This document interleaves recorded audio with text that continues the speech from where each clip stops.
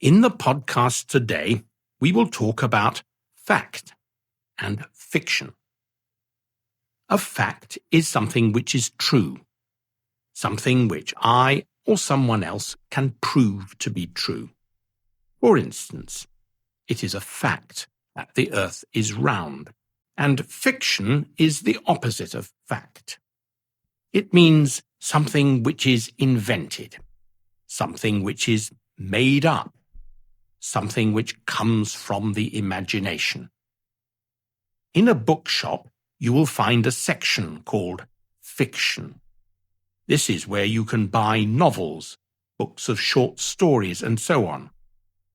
Another section of the bookshop will be called non-fiction.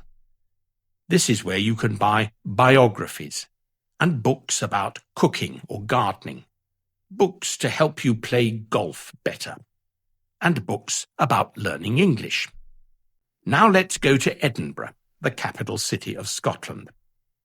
Edinburgh is an old and beautiful city, full of fascinating places to visit. One of these is a church called Greyfriars Kirk. Kirk is a Scottish word for church. The church is built on land which was once a Franciscan monastery. The Franciscan monks wore grey clothing, hence the name Greyfriars. Greyfriars Kirk played an important part in the history of Scotland in the 17th century and was a centre for Protestant opposition to the king. However, the reason that thousands of people visit Greyfriars Kirk every year have nothing to do with the 17th century history. No, the visitors come to see a little statue of a dog called Greyfriars Bobby. Bobby belonged to a man called John Grey, or Old Jock, as he was commonly known. Old Jock was a night watchman, and Bobby went with him everywhere. Then, in 1858, Old Jock died of tuberculosis. He was buried in the churchyard of Greyfriars Kirk. For the next 14 years, Bobby sat beside his master's grave, waiting for him to return, until at last, in 1872, Bobby himself died.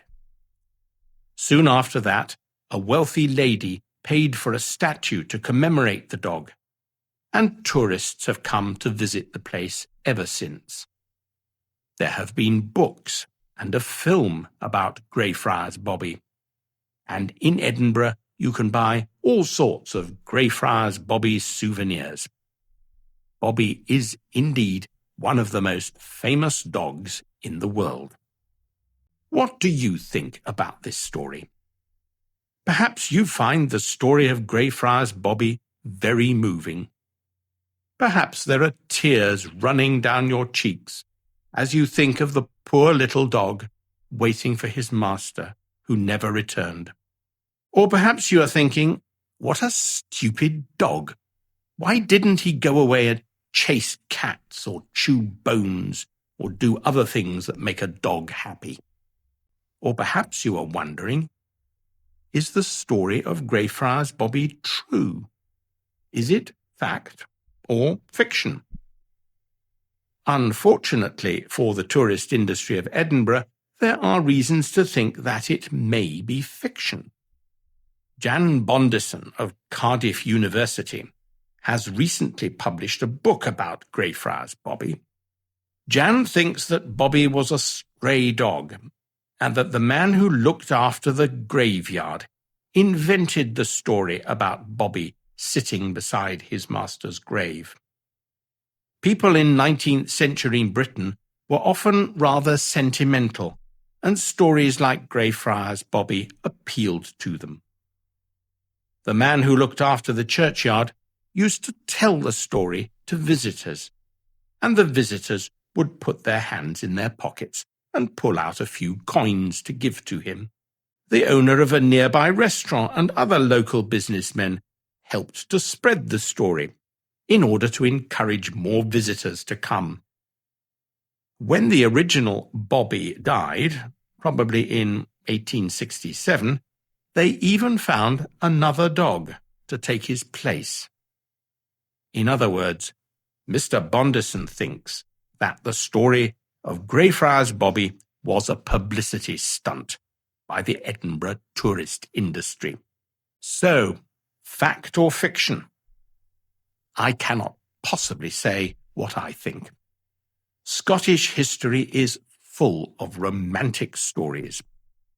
Wealthy American tourists who imagine that they have Scottish ancestors believe these stories, all of them. The Scottish tourist industry depends on them. It is one of the unwritten laws of our country that English people like me are not allowed to say that a Scottish story, no matter how implausible, is not true. So, if you want to believe that Greyfriars Bobby sat for 14 years beside his master's grave, you can believe it.